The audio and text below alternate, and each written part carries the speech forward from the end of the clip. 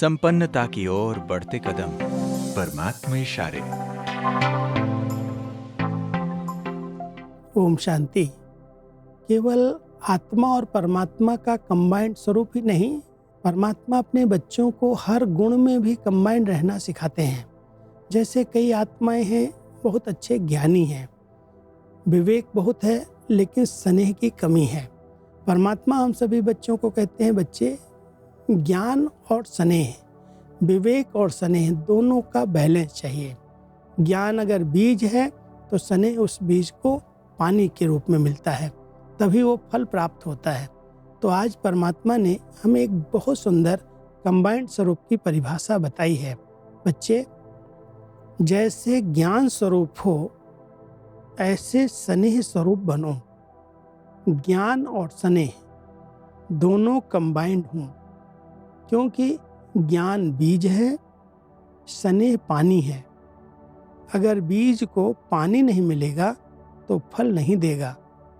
ज्ञान के साथ दिल का स्नेह है तो प्राप्ति का फल मिलेगा। कितना सुंदर उदाहरण परमात्मा अपने बच्चों को दे करके समझा रहे हैं।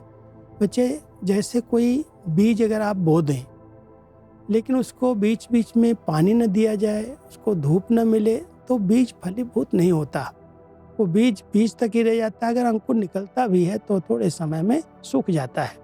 इसलिए परमात्मा कह रहे हैं, बच्चे, केवल ज्ञानी तू आत्मा नहीं बनो। ज्ञान स्वरूप स्थिति अच्छी है, समझ है, लेकिन ज्ञानी तू आत्मा के साथ साथ स्नेही भी बनो। स्नेह एक बहुत बड़ी शक्ति है। अगर स्नेही हैं तो सभी समीप आते हैं और हर कार्य सहज सफल हो जाते हैं।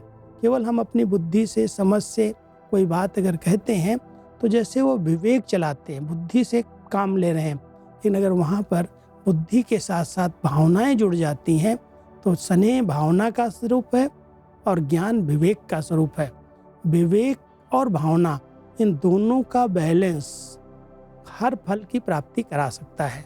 एक चीज होगी तो कहीं भी कोई कमी आ सकती है। इसलिए परमात्मा अपने बच्चों को सदा बैलेंस से चलना सिखाते हैं। ओम शांति।